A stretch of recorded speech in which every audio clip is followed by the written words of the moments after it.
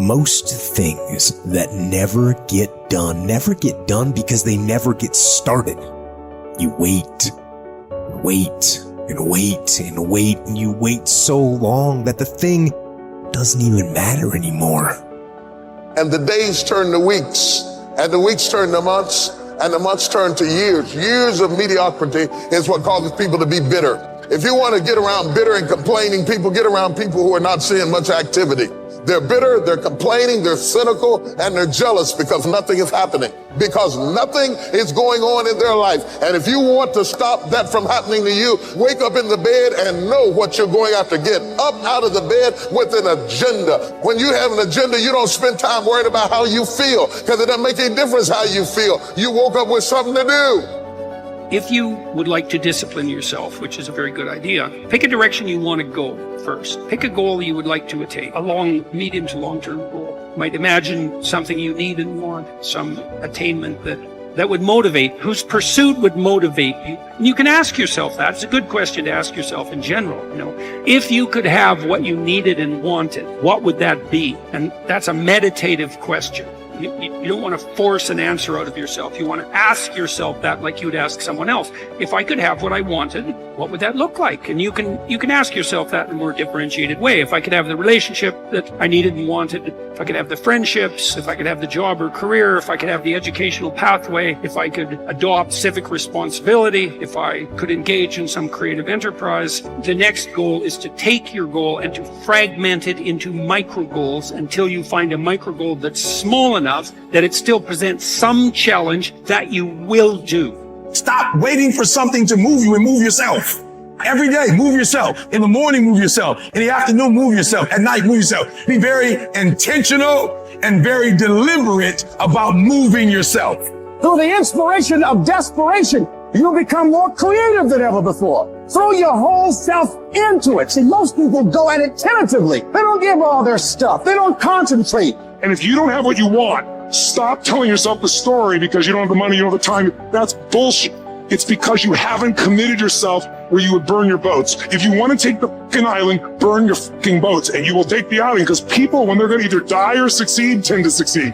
Stand up for your dreams. Stand up for what you want in your life. Decide that your life is so meaningful to you, that you love you and you love life so much that you're going to stand up for something you want. You don't want to be a spectator. You want to get out in the field where the action is, and you will be amazed. After the struggle, there will be a calm period, and things will begin to click for you. Come out here with what you got. You don't have enough money? Don't worry about it. You got the dream. You must be patient, persistent, and positive no matter what. But aren't there some guarantees you can give us? Yes. You're going to die. You can't get out of life alive. So I'm saying to you, you got 6 months to live. Live your life now. Live your dreams now. Start acting like this is your last day on the planet.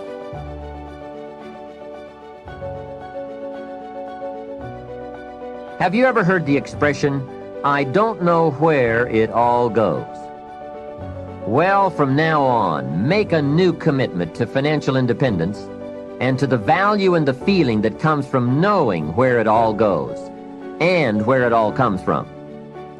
It is just one of those important disciplines that cause you to prove to yourself that you are on a new road, walking in a new direction, becoming a new person, and arriving at a new destination.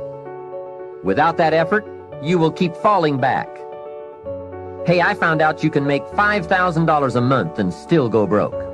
You say, how could you go broke making $5,000 a month? It's easy. Spend $6,000. And when you make $5,000, spending $6,000 is not that difficult. Someone once said, if your outgo exceeds your income, your upkeep becomes your downfall. So, be the master over whatever you have and whatever you are. That's where the seeds of greatness are sown. Great wealth, great health, great results, great influence, and great lifestyle.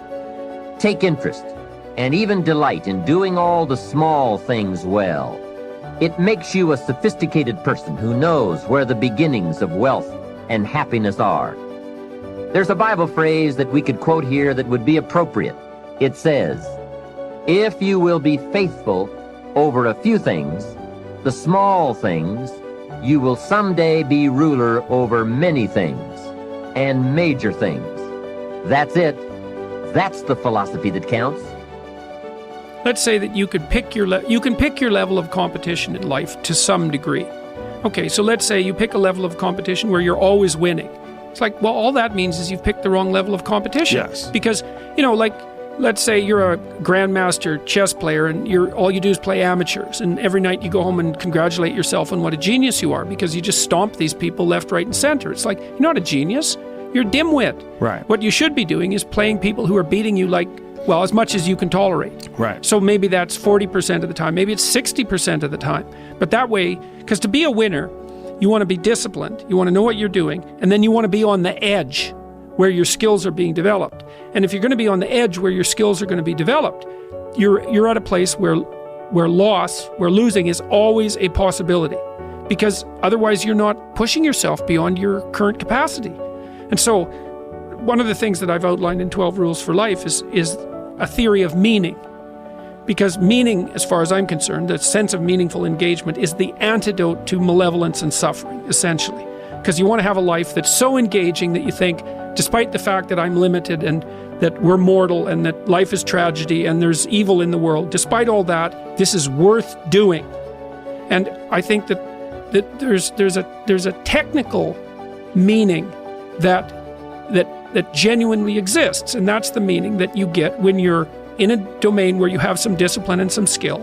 So you're laying out your competence and your ability, but you're simultaneously pushing yourself to develop past where you are. That's really engrossing. And what that is doing is expanding your competence. And so life is suffering and betrayal in many senses of the word. But you can adopt a way of traversing through life that is more powerful than the tragedy and the malevolence. The art of true living in this world is more like a wrestler's than a dancer's practice. For in this they both agree to teach a man whatsoever falls upon him, that he may be ready for it, and that nothing may cast him down. If you do the job in a principled way, with diligence, energy, and patience, if you keep yourself free of distractions and keep the spirit inside you undamaged, as if you might have to give it back at any moment, if you can embrace this without fear or expectation, can find fulfillment in what you're doing now, as nature intended, and in superhuman truthfulness, every word, every utterance, then your life will be happy. Your ability to control your thoughts, treat it with respect. It's all that protects your mind from false perceptions, false to your nature and that of all rational beings. It's what makes thoughtfulness possible and affection for other people. You need to avoid certain things in your train of thought. Everything random, everything irrelevant, and certainly everything self-important or malicious. You need to get used to winnowing your thoughts so that if someone says, "What are you thinking about?"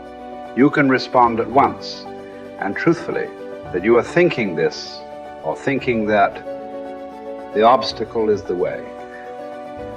Embrace the challenges that come your way in your work, for they hold the potential for growth and self-improvement. Instead of resisting or complaining about difficulties, use them as opportunities to cultivate resilience, patience, and perseverance. Remember that your attitude towards work matters more than the work itself.